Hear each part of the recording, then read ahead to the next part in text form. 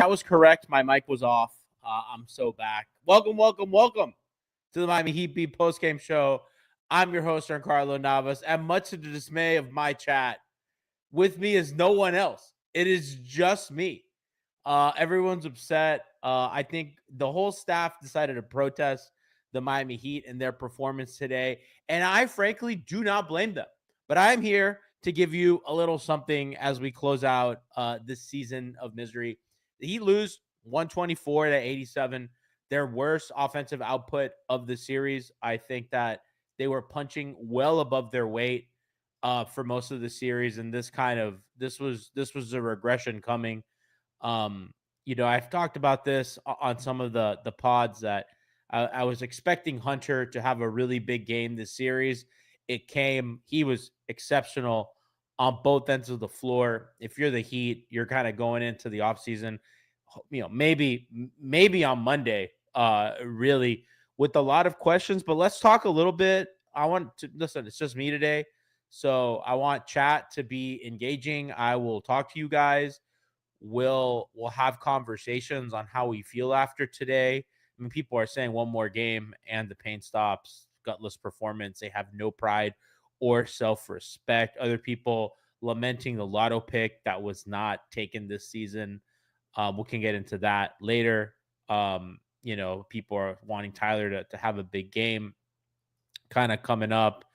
Some Wiggins hate. There's a lot of stuff going in chat, people going at Spo. There's a lot of things. But at the end of the day, I mean, Miami had a 97 offensive rating today. Excuse me. In the half court, it was pretty abysmal. A 76 offensive rating to Cleveland's 117. Not good enough. Miami in transition, not, fine. A good game as opposed to last game. I believe last game they had a 30 offensive rating in transition. Today at least 156. So they got some stuff when they push pace, and they held Cleveland really good on that end. But just a shit offensive performance for them.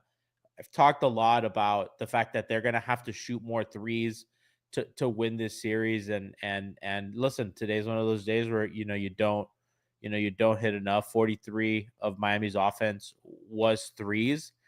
And, actually they shot really well. They shot 47% on threes, and it just did not matter. Is that right? Did they really shoot 47% on threes and only scored 87 points? That's pretty fucking crazy. That is correct. They shot 47. They shot 34 threes to Cleveland's 40, and they shot 47% on them.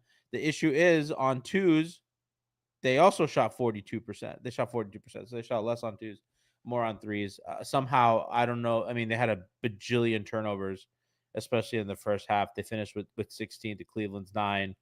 Cleveland had Cleveland didn't even offensive rebound. Oh, they did. They had 13 offensive rebounds to Miami's 5. So possession numbers not in their favor. And that's how you lose games, even when you're shooting well. I actually thought some of Miami's process was fine, but ultimately they don't have the guys to just go one-on-one, break down the defense. And I think that's kind of the issue, even that when they get one-on-one actions, that you just don't really trust them to score. Cleveland just shut everything off at the rim. I thought that, their bigs defensively were pretty insane. Not really giving Miami much to work with. I thought every time Herro came off a screen and pick and roll, I mean, there was a guy, the ball handler, did a really good job to fight over. The drop man was right there, or they switch, and then they had help, whether it be from the strong side corner or the nail. Somebody's there. Somebody's showing a body. And I thought that frazzled Herro a little bit, and I thought Cleveland, Miami early on in the game, and Cleveland still bet on this. It's like, I don't think that you're going to kill us with these weak side plays. And I thought Cleveland are like, okay, we'll show more bodies, and we'll still give you that weak side pass. And I don't think Miami could do enough to exploit that. And I think Cleveland is like, I don't think you're going to do better. And Bam hit a couple early corner threes off those actions. But listen, Cleveland stuck to their guns. And it was just bad, man. It was a bad game. Mobley, chat saying Bam let Mobley posterize him, just useless. I mean, that was such it was like Shaq on that guy, on that Sixer player. I think it was a Sixer player where he like kind of, it was just disrespectful. It was just absolutely disrespectful. And I don't think there's a lot to take from this game within the context of the series, I think that, you know, Cleveland, like I just said, that adjustment of showing more bodies in the paint, I thought was good. Miami's just, has really prevented Cleveland from getting to the basket. That was not the case today. I think something that's under talked about a little bit is because Garland didn't play, Cleveland was able to play some bigger guys. DeAndre Hunter played a lot more minutes, and I think just having kind of those extra defenders, as helpers and on ball absolutely helped Cleveland. And I joked, I tweeted out, I was like, well, with no Darius Garland to target, the offense just got harder because now, Max Strus and Darius Garland, as your kind of weak points, it's kind of workable.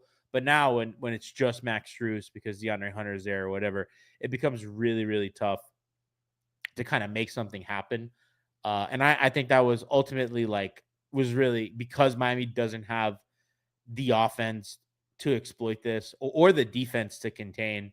Really, I mean, Cleveland's bigs today were just insane. I mean, Mobley and Allen off the pick and roll. I mean, Miami stood no chance. So Mobley had 19 and 6, and Allen had 22 and 9. Jared Allen shot 89% from the field. Evan Mobley 61% from the field. I mean, Strus absolutely fucking killed them too. If those guys are going to do that, what are you going to do? Ty Jerome as a playmaker, 11 assists. I believe is that Miami had 18 as a team assists, and Ty Jerome had 11 just himself.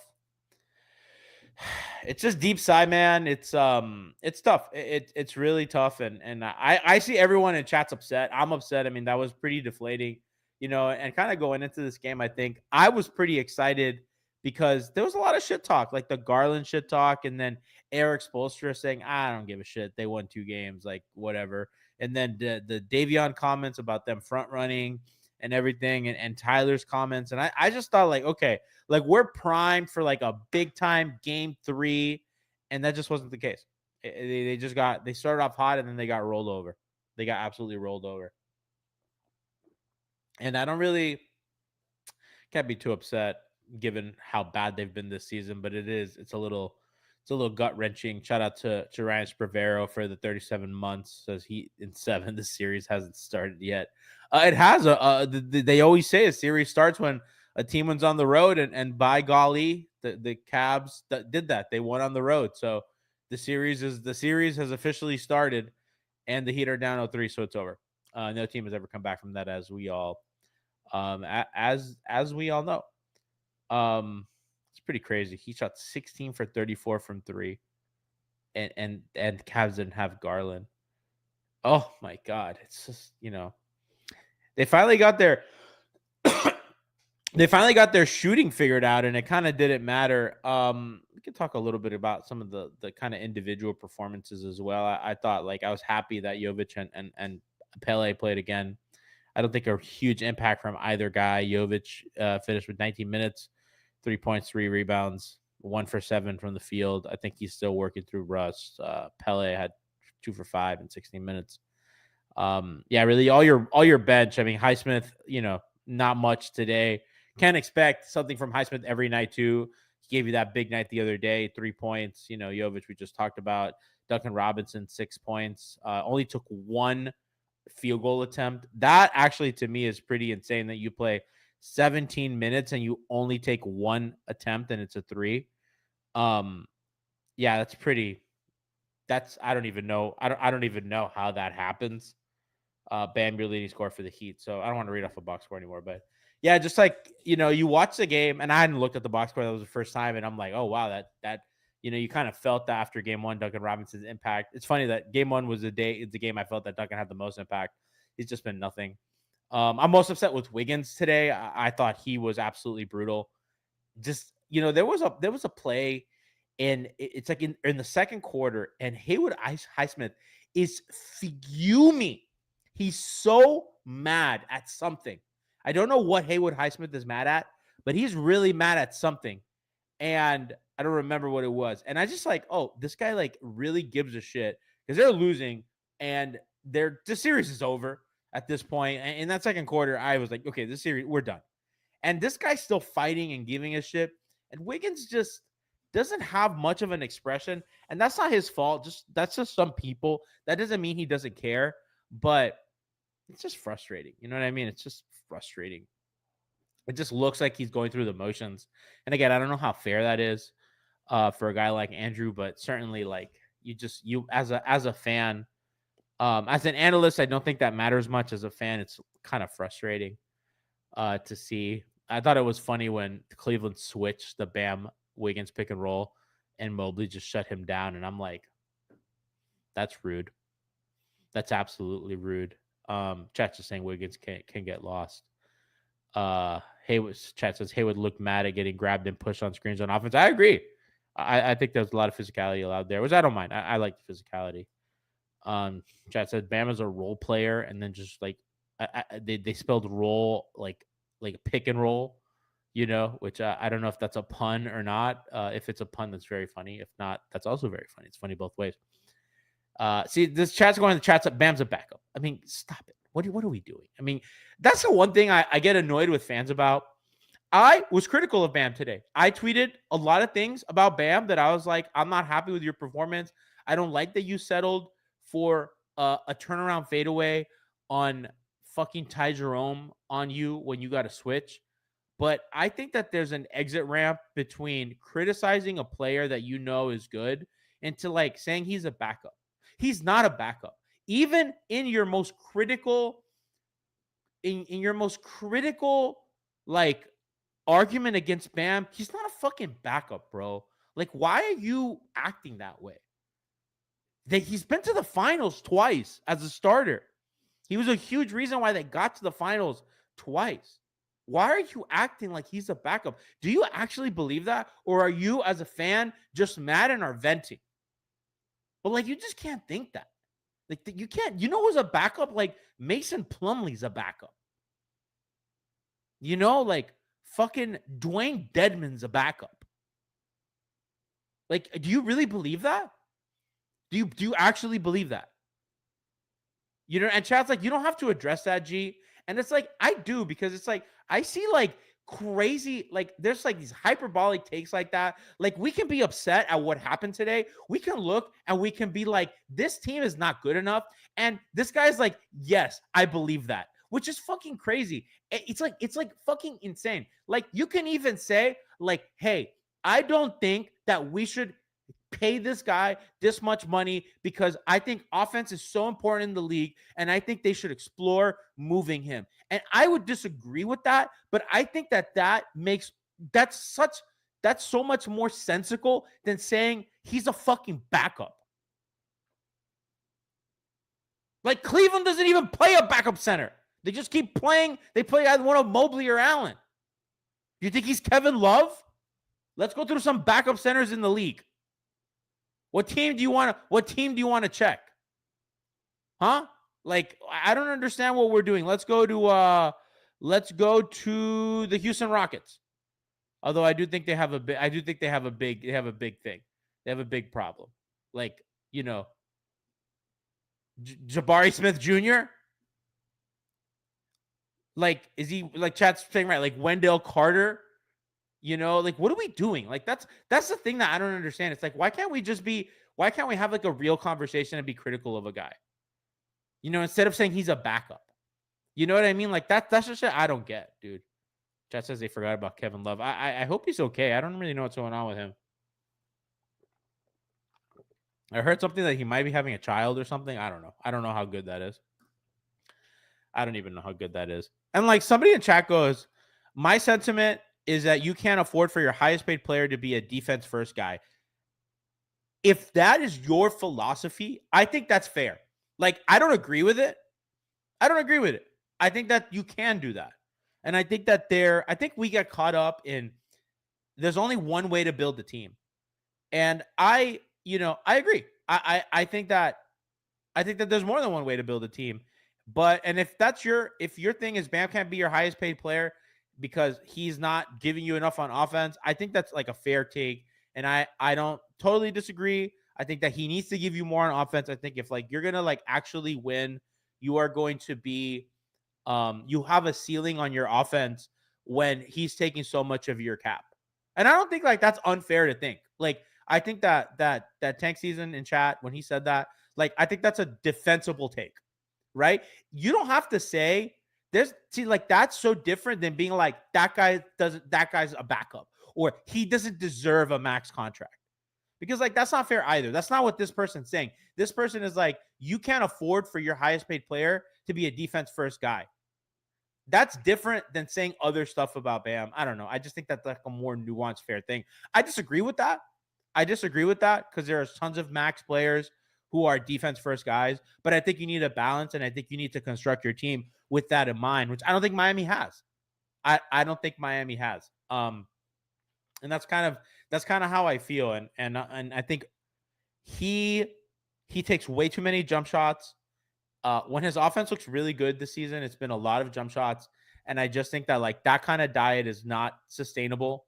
I think that he's just not good enough getting to the basket. And I think he's played with an elite point guard for like 2 seasons. And an elite playmaking point guard, I should say, like the first Kyle year, and then that one of those Dragic years. And that's kind of it, and I think that affects him. I think he's a guy that needs people to create for him more than he can create for himself, which I think is an issue when you pay somebody a max contract and stuff like that.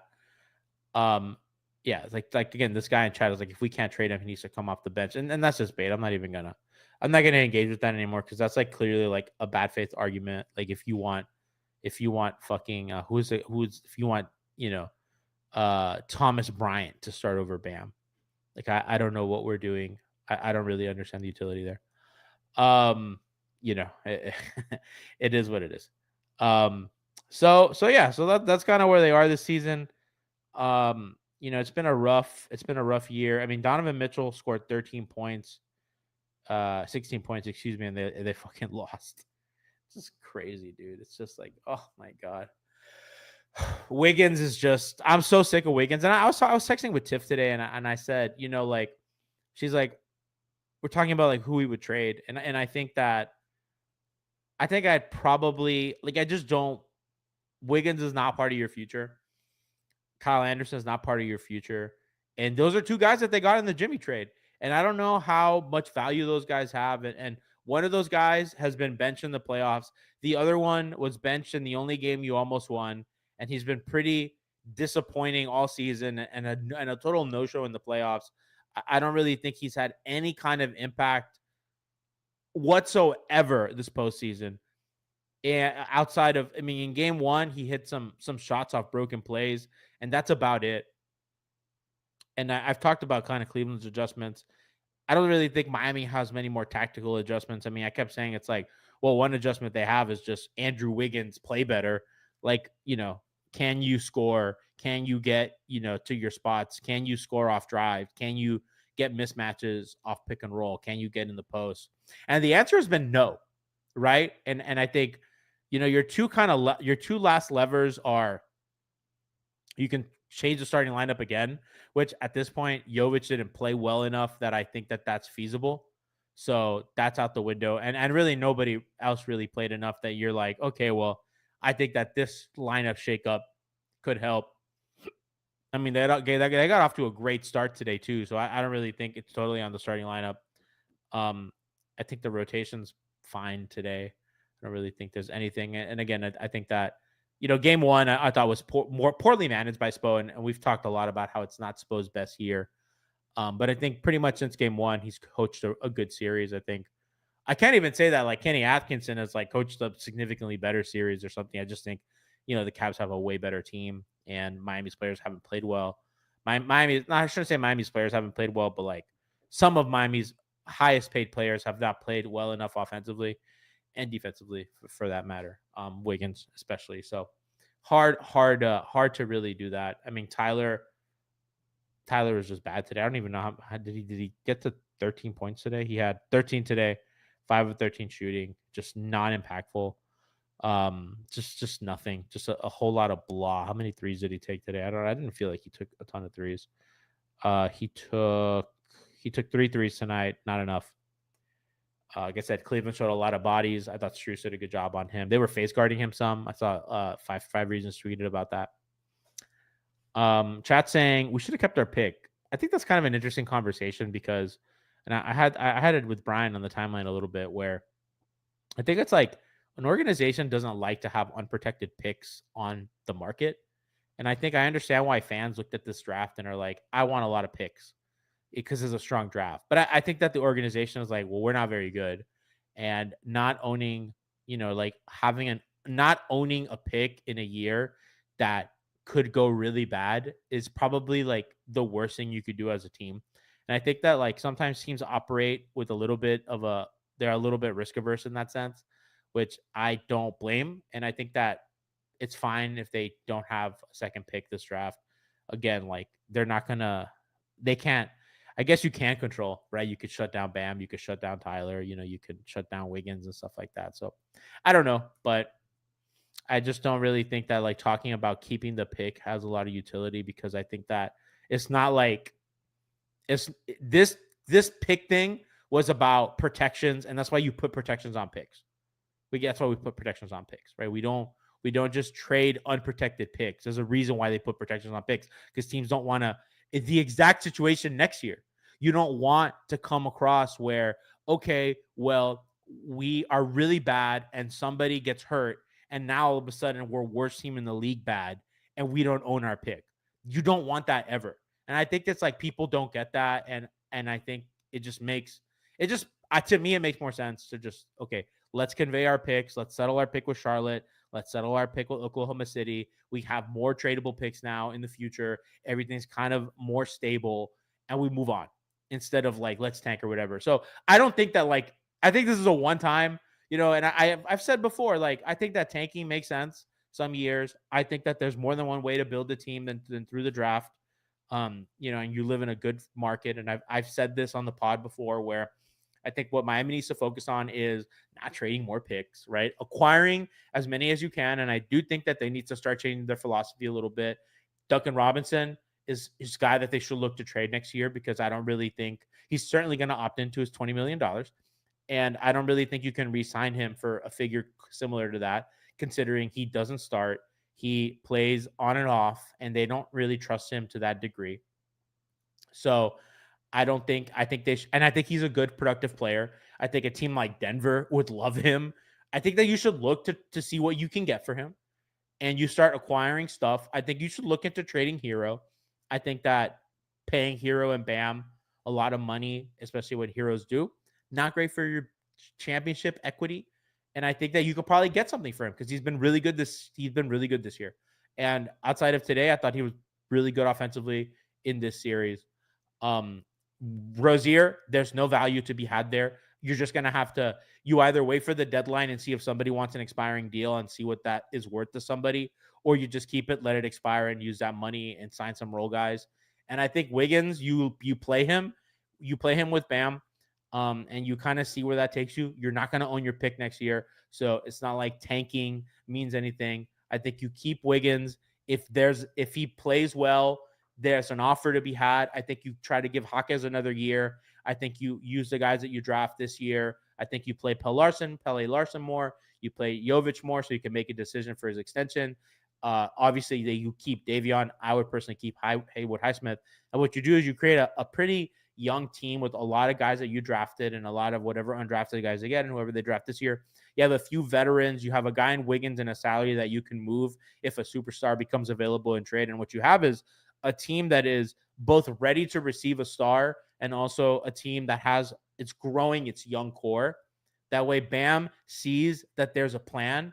So that way your best player is not like absolutely like we just fucking suck and I don't see the vision other than being bad. I think you keep some of the guys, you re-sign Haywood Highsmith. I think he's a gamer. I think he's a guy that you want on a good team and he's a good veteran for the young guys. I think you keep Wiggins for the reasons I said, and then that salary that you can move. You keep Rozier and you trade him if somebody wants him, or you let him expire, use that money, use that mid-level exception, and bring in a guy that can help you. To bring in a guy in that young range, a guard, somebody that can help, and you start building, right? So you have your young blocks, you have Larson, you have Jovic, you have the guy you draft. You give Jaime another year. I think you really need to figure that out. He was so good his rookie season. He was so bad this year. We need to figure it out. And that way you have a plan. You have things that are moving in a direction so that you can show your star, this is the plan. What you're going to get stuff for Herro, whether that's rotation players, whether that's picks or whatever. You start amassing things, a collection of talent and a vision and a plan. That way, your guys aren't asking out. Your coach is not, can't fucking do that to your coach either. That's a championship coach. You just can't be like, all right, dude, we're going to suck for the next 5 years. This is how you do it, in my opinion. And that's how I would do it. That's how I would do it. That's how I would do it. Chat says, G, why should they continue to build around Bam? He doesn't. I don't think that like Bam has to be like the best player in your build, but I do think that like I do think you should build around his skill set. I think that you can build, as we've seen, a really elite defense around that guy. And I think what you need to do is make sure that he has third tier offensive responsibility, and then it could work out. And I think you saw that in the bubble. I think the bubble is the best example where the hierarchy is Jimmy and Dragic and then Bam. And their offense looked really good in the bubble, right? That's because they had a guard who can penetrate, who can attack, who can isolate. They had a legit, real 3-level scorer, Jimmy Butler, and then Bam was the third guy, and he kind of shared third guy with Herro. So you saw Bam not be needed to be this like super offensive guy, and Bam in the playoffs defensively was a monster. I mean, Giannis, the Celtics, like all those guys that they went through, like the Indiana team that had a really good offense, like they, I think that you just have to like really build around him defensively. She's still living in the NBA that was 5 years ago. Well, I mean, like, I don't know. I think he's good. You guys don't think Bam's good? You don't think he's like one of the best defensive players? You don't think that if you build a defense around him and add really good offensive pieces, like that you won't have a good team? Like, I don't know. I don't think that's like crazy. And I think that like you see with the Lakers are not going to win because their defense is bad. Like the Lakers have like a lot of offensive talent. I mean, the Denver Nuggets too. The Denver Nuggets, they're kind of struggling. They have like some holes defensively that the Clippers have like really exploited. And I think that's like a problem. And I think you look at the best teams in this league, Cleveland, Boston, Oklahoma City, like, they're such elite defenses, and obviously their offenses are like insane, especially in Cleveland's case. So I don't know. That's how I view it. I mean, you don't have to view it that way. I think if you guys think that you should trade Bam for stuff, I don't think that that's like unreasonable, but I just think Bam's really good. I really respect what he does on the defensive end. And I think despite what's happened this series, I think he's been very good defensively this series. I think they've had other issues defensively. Fernando Lopez says 60 paint points does not make Bam a good defensive player. This reason he's ever won. I don't know if you know this, but before this game, Cleveland has had nothing at the rim. They've had absolutely nothing at the rim. And that's a huge part of it has been Bam. And I think the fact that they were so good in the paint today was they have 5 weapons on offense and one guy can't guard everything.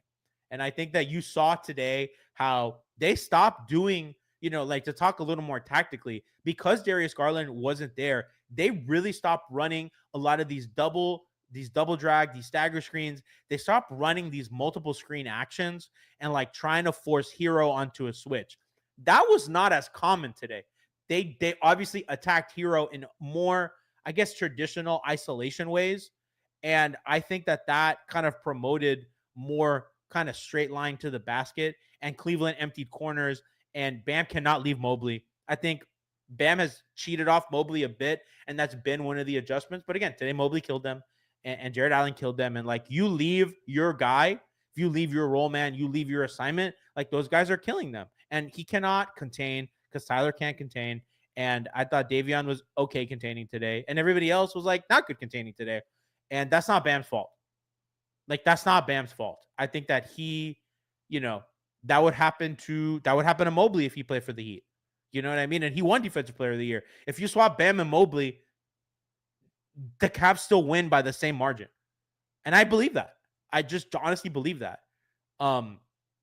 Chat's like, Bam's not 30 million good. Bam's 30 million good. He's not 60. Okay. Let's NBA Spo track. Let's do a little homework, right? We're here. We have time. Let's go through some contracts. Let's go through some NBA contracts. And let's see what we have in the 30 million range. Okay. So I want like an annual. Well, can I do annual here? Signed years. Okay, 2024. Right? Does this say that? I just want to get like the annual salary figure. Here we go. I think that's it, right? Yeah, that sounds about right. Okay, let's go to 30. Let's go to the 30. I think he's better than Kristaps Porzingis. Can we agree? I think he's better than CJ McCollum. So Kristaps Porzingis makes 30 million. I think he's better than that. I think he's better than CJ McCollum, who makes 32. I think he's better than Emmanuel Quickly, who makes 32. I think he's better than Drew Holiday, that makes 33. I think he's better than James Harden, who makes 35. And again, James Harden's 34 years old. I think Desmond Bane or him, I think he's better than Desmond Bane. I think he's better than LaMelo Ball. I think he's better than Tyrese Maxey. I think he's better than OG Anunoby. I think we all think he's better than Sabonis. I think he's better than Pascal Siakam. I think he's better than Tyrese Halliburton. They're different. I would rather have Bam than Tyrese Halliburton, but I think that we're getting into conversations now of this is like the line. Yeah, because everybody above him, Edwards, Kawhi, LeBron, Paul George, Kat, Devin Booker, Jaylen Brown. Right? So that's what we're talking about. Like, you guys are saying 30 million, and if I'm Bam and I'm like getting paid as much as CJ McCollum, I'm slapping my agent in the face. The fucking, like Isaiah Hartenstein, DeJounte Murray, Devin Vassell, Tobias Harris. Fuck out of here, guys. That's not fair. Like, let's be realistic. Like, I want some drugs for what? For saying that Bam's better than Emmanuel Quickly and Drew Holiday and 34-year-old James Harden? What are we doing? Desmond Bane? I don't know if you've been watching Desmond Bane series. It's gone a lot worse for them. Tyrese Maxey, who can't stay on the fucking court.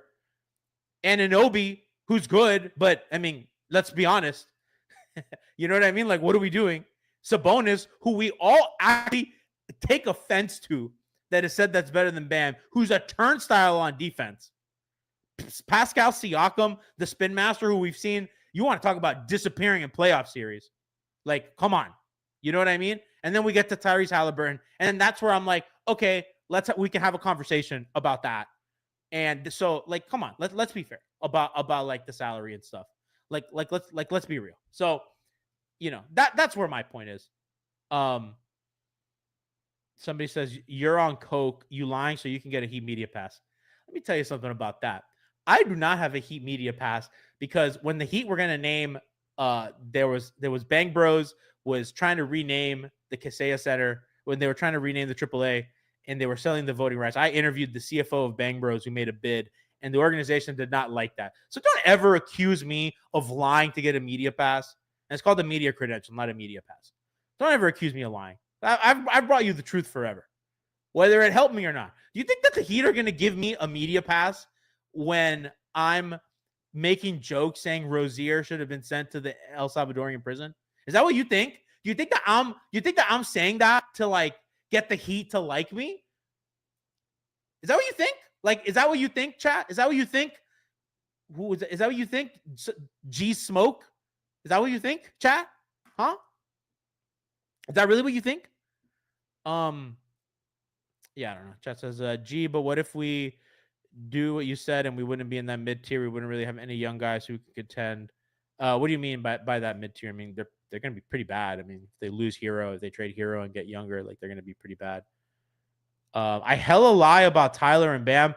Well, I just said they should trade Tyler. And I also told another person in chat, you know what? Trading Bam, I think, is a fair defensible take. I personally wouldn't do it, but I think it's defensible. Why do you think I'm lying? What am I lying about? What I've said that his offense isn't even good enough. What am I lying about? You're just mad that I don't want him in Guantanamo. That's it. You're just mad that I don't want him in Guantanamo. You want me to have the same rage as you do. When I have that only for Terry Rozier. Chat says, G, get out of the YouTube chat. They might raise your blood pressure. I'm on blood pressure medication. You know, you're right. You're right. G's rant is on Maga's basketball crowd. Yeah, it's the Houston Rockets fans. You know, every time I see the Houston Rockets wins, I get upset because I know Ted Cruz is happy. Somebody got to cut G. No, the YouTube chat. Listen, I got to be honest with you. The YouTube chat's awesome. You know, there's some people that are kind of, you know, wild, but I like YouTube chat. YouTube chat's great. YouTube, I love you. Don't let the Twitch chat get you down. I still love you guys. So yeah, so that's where we are. They got their ass kicked. I think we all knew it. And for everybody, I didn't even want them to make the playoffs. So here we are, but I've covered it as well as I could have.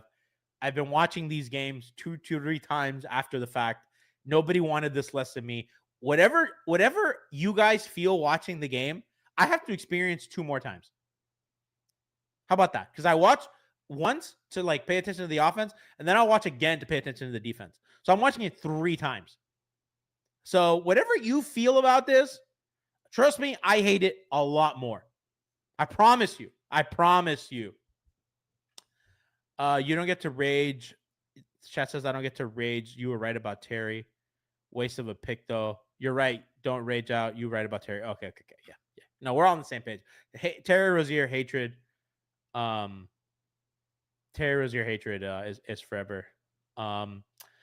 And yeah, guys, so I think we're all upset. I think we're all angry. I think we're going to talk a lot more about this. It's funny because today felt a little bit like a eulogy. They have one more game that's a formality. But it is what it is. Shout out to Diamni Martinez. Sorry I have to do the show solo. We love you. My wife and I were in the stadium. That hurt. Drove down from Jacksonville. Hey man, you are the real fans. See, that's why I'll never hate the YouTubers. That's real fandom. Like that guy, you and your family. I'm so sorry. I hope that we can be a little bit of entertainment. Shout out to you and your wife. Thank you so much for the super chat. And thank you for going down. They don't deserve you. They don't deserve you. And I bet you drove from Jacksonville and you were on time. So respect to the Martinez family. Shout out to you guys. And thank you so much for tuning in. We appreciate you. And of course, I was never, Frankie had to do some stuff and everybody was a little bit busy today, but I was not going to leave you guys hanging. G's a real one, get roasted by us. But I know it's all love. Like I love chat. I love you guys. And it's always fun. And I enjoy doing this. And that's why I've done it for almost 13 years. So shout out to that. Appreciate you for saying that we're your favorite and 2 hours early. That's how you know that you're not from Miami. 2 hours early. That's responsibility. That man showed up to that game like it was a flight. Like that's like a father taking a family to a flight. 2.5 hours early. Make sure you're in your seat. Check if your gate's there. Go get some snacks, maybe. Shout out to you. It's a beautiful day. It's actually like beautiful, sunny. I think I'm gonna hit the pool up after this. That sounds really nice. I'm gonna enjoy the pool, lounge, relax. I want a pina colada. I actually do want a pina colada. I actually really want a pina colada. Going to dinner tonight with my beautiful girlfriend. It's date night because the Heat don't have a game tonight. I will be missing Thunder. Excuse me, not Thunder. Nuggets, Clippers. I'm disappointed about that, but I'm happy to go out tonight. Chat said I fell asleep. Did we win? Yeah, dude. They won so hard. The Heat are now tied in the series. They won so much. They won so hard today that Adam Silver said that they're tied. So that's what happened. Yeah, chat saying that they knew it was lost. You know what's funny? I actually thought they were gonna win today. And last night I messaged the Heat Beat group chat and I was like, guys, does anybody want to go? I was like, $115 for like good lowerable seats, like behind the basket. I'm like, I think I'd want to do that because I thought they were for sure gonna win. I ended up not doing it, and I'm glad I didn't go. And I was like, no, but if I don't go, nobody's gonna do the post game show. So it is what it is. But I really genuinely considered going to the game today. So glad I didn't. I will not be there for game 4. The last playoff game I went to was a first round closeout against Atlanta, the one where Oladipo went nuts. That was the last playoff game I went to. So that was a bit ago. Chat says Martinez family real one. Sorry for your loss. Personally, I wanted to pick. Chat says save the 115. It's not just 115. It's 115 plus 7,000 hidden fees. These ticket companies are wild. And we're here, man. Yeah, we're here. So quick look ahead to game 4. I don't really know. I think that, if Cleveland's showing so many bodies, I think something that Miami can do is kind of make that play to the weak side corner, as I've talked about. I do think that's difficult given the amount of bodies that they're showing. So if I'm Miami, I try more screening actions and try to confuse them with some guys popping out. I do think that, they need Cleveland is not phased by Miami, even though they've shot well in the series.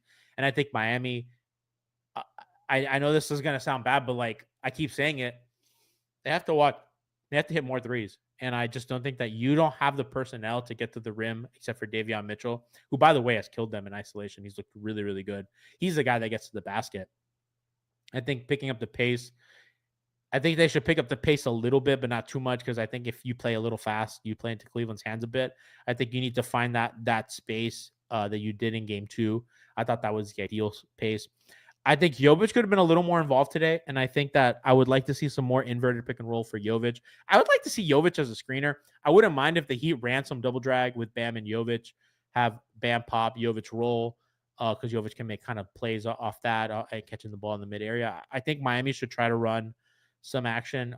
I haven't seen them run this all series, but I think that like they used to do this thing where they would have Bam on the corner, on the weak side corner, and Bam would kind of cut in on the baseline, and some like a shooter like Robinson usually will come screen like right under the basket, and Bam will kind of cut, and then Robinson screens, and then Bam kind of flies up to the elbow or that mid to low block and catch the ball. And that way, the guy who's behind him, who's trailing the play, is now kind of like recovering to get to Bam when he's already caught the ball. Robinson or Herro is now flying out off that screen. So somebody has to go with him because Bam can make that pass. And you have a little bit of motion. You have a little bit of kind of, okay, now Bam can kind of go to the basket with some movement. I think Miami hasn't done it because Bam has struggled against length. And I think that Mobley would present a very difficult proposition for him going to the rim there. I think they should try it. I think I would like to see some of those actions. I think you could do that with Wiggins and he pop out to kind of get him involved too, although I don't think Cleveland's going to respect his shooting the way they would Robinson or Tyler. So I think with a guard, it makes sense too, because then if that guy does stay to help, that's guard help, not, a wing help. And those, that size can make the difference for Cleveland or Miami. So I think like if I'm the Heat, I look into some of that stuff. I look into kind of working through some of your bigs. I don't really think that there's much Ware can do, more offensively. And I think like, if you're Herro, like I think we just said like, okay, you got to make those plays, and maybe if you're Miami, you kind of make it more complicated on Cleveland to do that.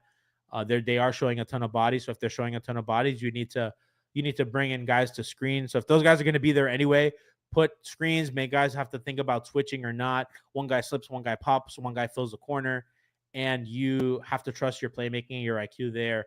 And that's why it's hard to win playoff games, right? Because like, they present these things, and, I think LeBron James is something that we got used to, and Dwayne Wade, where, they're just showing 3 guys. Well, that's easy. You just thread the pass to the cutter on the baseline.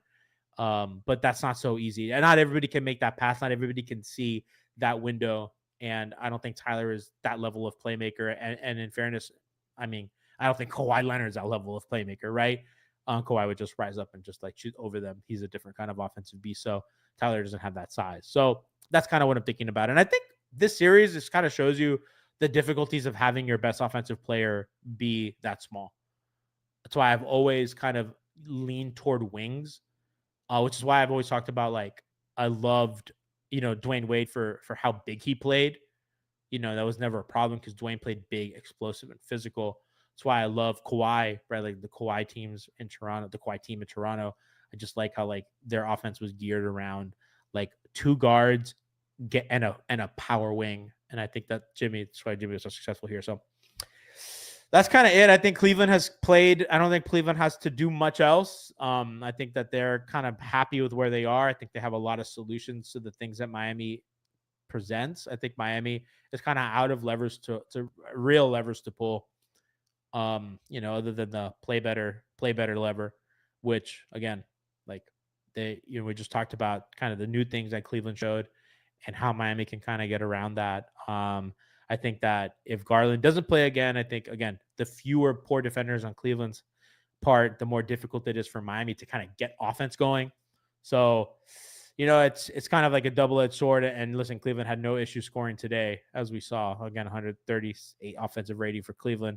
It's pretty rough. So that's kind of it. I don't know if chat, you have any questions kind of going in. Somebody asked, what are my plans for the summer? I'm going to Yellowstone. That's exciting. I've never been. I'm going to the Tetons. I'm doing nature shit. Yeah, it's all I really got planned. I plan on playing a lot of volleyball and enjoying my free time. Lots of paddleboarding, lots of volleyball, lots of fun stuff. They asked her we win in the next one. Golly, I don't know. British Heat babe, I don't know. And if you're in Britain, like Miami Heat UK, like our friend Dan there, God bless you for staying up for these games. I would say no. I wouldn't pick them to win. I mean, I think that they'll have some pride. I think Eric Spoelstra teams have pride. I think they'll come out with some pride. I don't think they'll win.